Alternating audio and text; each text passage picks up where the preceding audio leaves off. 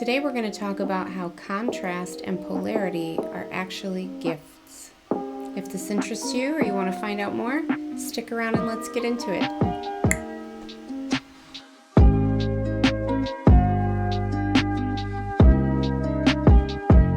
Hi, I'm Veronica and welcome to the Wholeness Shift. If this is your first time here, welcome. I'm glad you found me.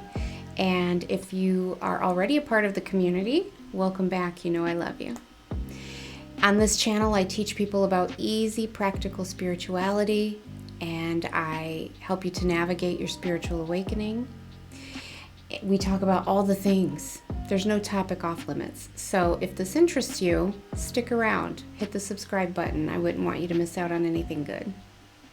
At this particular time in the world, and especially in America, we've had such a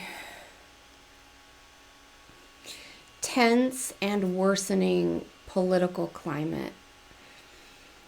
And it can be really easy, even when you are a spiritual person, even when you are awake to the fact that there is a greater plan, even when you know that all things are always exactly as they're supposed to be and that it's all going to be okay somehow. It's really easy to fall into the, I can't believe what I'm seeing, or I cannot believe the way things are going. It's hard not to fall into that energy and into watching the news or coming across the posts or the TikToks and seeing the things that are happening in the world and either becoming saddened and distraught or angry or hopeless or, angry. It's hard not to get angry. It's hard not to feel infuriated at the state of things. It's hard not to be fearful.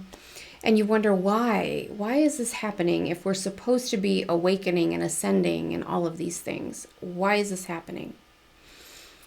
So recently, I don't even remember what the event was, but something happened that got me into that state, and I was furious. I'm like, I know that there's a greater good. I know that there's a plan. I know that this is happening for a reason.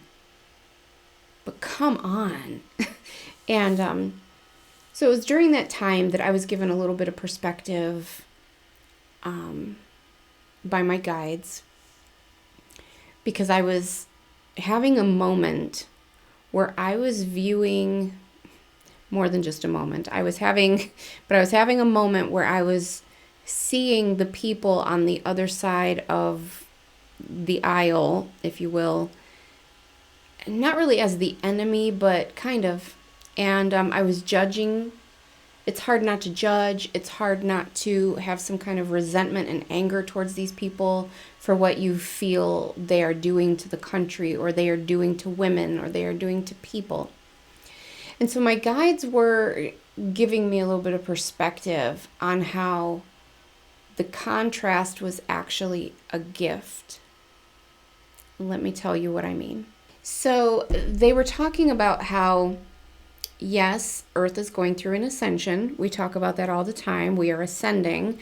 And it was the role of a large number of souls that are here right now to come in and usher this ascension in, and to help set the stage for that, and to help people wake up, and to help people start meditating and opening their minds and opening their hearts and showing love to the world, right? Bringing unity. And so if those souls had shown up with that mission, but everything was just kind of what we consider normal and status quo and comfortable, they'd be like, yeah, we're here to do some things, like, okay, peace, love, granola, all of those things. But they would probably be kind of complacent. They would be making some changes and some shifts, but there would be no urgency behind it, and there would be no catalyst to, like, let's get this done.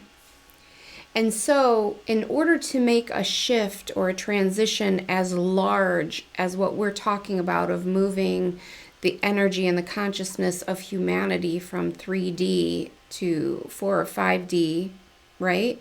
Getting the world to wake up and the world to know better than to cause harm to one another and whatnot.